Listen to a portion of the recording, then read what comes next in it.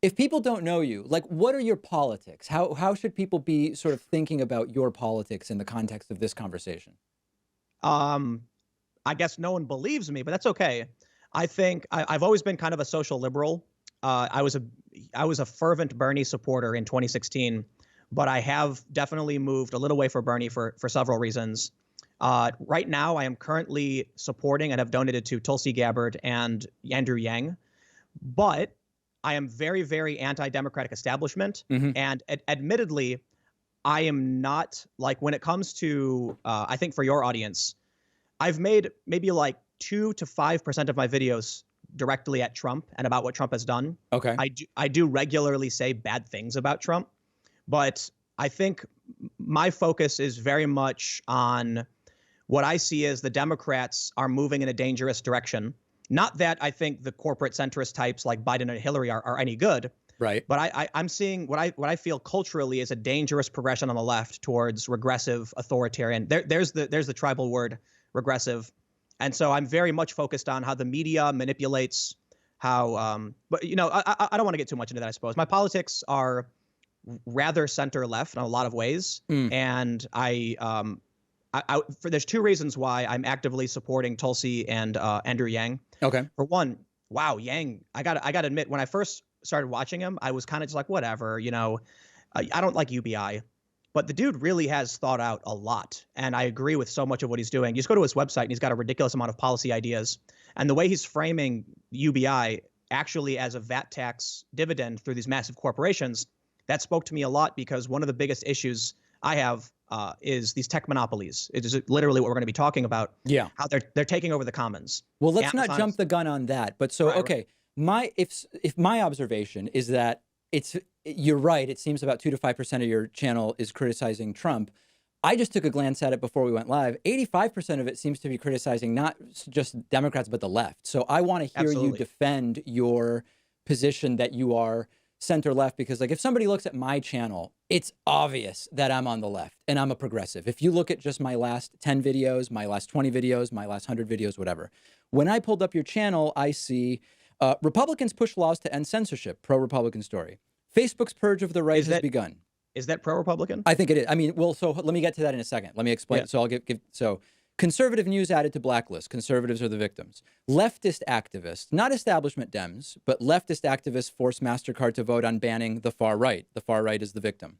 Antifa planned armed disruption of U.S. border. It's the left that's causing violent chaos at the border. Mhm. Censorship backfires on far left. Of course, far left is not establishment Dems. Another hate crime hoax exposed. I mean, the that's less politically, overtly political. Mueller report provides proves media is a fake news trash fire. Mostly a story being parroted by the right, although there are enclaves on the left that are saying that. So my view, Tim, is, and we've known each other for years, and Oh yeah. this is just my assessment of what's on your channel. That about 85% of your content is going after the left. And I totally get criticizing the left from the left. Like I do that as well. But the overall selection is selection of stories that to me seems as painting the right in a good light or as the victims, and choosing to go after relatively insignificant enclaves of the left. Tell me I'm wrong. Um, well, no, the way you see it is the way a lot of people see it, and I think you have your opinion, your view. I'll psychoanalyze myself for a second, and I think for me, I was kind of, growing up, kind of ostracized by a lot of the establishment and main left, but more specifically, again, to psychoanalyze myself, I've gone through a period where all of the attacks I receive and everything that tries to ruin my life is coming from this one group of left-wing individuals for a specific purpose. And that's naturally going to result in certain behaviors and certain focuses. So let's actually, I don't want to make that seem like a cop-out. I've been physically attacked by the left, not the right. People are right now taking a quote from Vox.com to make it seem like I am an anti-Semite so they can get me removed from my bank account and stuff. That's not coming from conservatives. It never has. That's Even fair. when, That's totally fair. But I guess what's but important to me. I will go through these videos though. I will. So, Yeah. so I forgive me. And I actually don't need you to do an accounting of each video. For me, it's more, if I look at your channel and 85% is criticisms that are what I would consider relatively niche in terms of their existence on the left. It doesn't strike me as someone whose priorities are center left to say, Well, here's no, what I think 85% of my channel should be. but here's the thing. Yeah. Tulsi Gabbard denounced identity politics outright with Michael Tracy. She said straight up, it's divisive, it's bad for us. Okay. Identitarianism is one of the biggest things that I have a problem with due to my family history being, I know it's kind of a meme, but mixed. And this comes from when we look at affirmative But Tim, action. isn't that identity politics? You're saying your view on this is informed, you're against identity politics as informed by your identity. Yeah, it is what it is. I'll put it this way. I am not permitted the left nor the right allow me an identity. So what that does is it kind of ostracizes me. And what I find recluse, not recluse, but what I find safe harbor, I guess, is the fact that the U.S. actually had protections against discrimination based on race in these things. So for me, someone who's experienced it from both directions, I'm apprehensive towards either direction. When I have the left telling me I'm a white male and the right telling me I'm a mudblood, like I'm not going to be happy. Fine, with either but Tim, group. so I have the left saying I'm not Jewish, I'm white, and I have white privilege, and I have the right saying I'm not white, I'm Jewish, and Jews are a race that is really bad, and we should be really. So the fact that I hear you. but that doesn't make me all of a sudden say I'm going to do 85% of my videos and criticize the left. You know what I mean? No, I think it's what you personally find important, right? You know, if you watch any of my videos, like, so here's the thing. Yeah. Subject matter doesn't dictate politics simply because you've got, you know, who's, and again, it's my opinion, but Sure. when I say who's trying to remove people from the internet, it's not like Nancy Pelosi. It's a particular sect of a group of progressive, more far left individuals who's trying to get people removed from their banks, who's trying to get people banned, who's arguing in favor of regulation that restricts speech. It's not conservatives and it's not moderate Democrats. Okay, but a lot And of so your that stories don't freaks me relate out. specifically to that issue. But let's not belabor it. I do find it sort of interesting, Yeah. though, that in the same sentence that you said you're against identity politics and that's why you like Tulsi, you made an identity politics argument based on your identity, which strikes me as a contradiction of sorts. That was weird to me. There's the support of politics based on someone's identity and the support of opposition to that, right? I don't.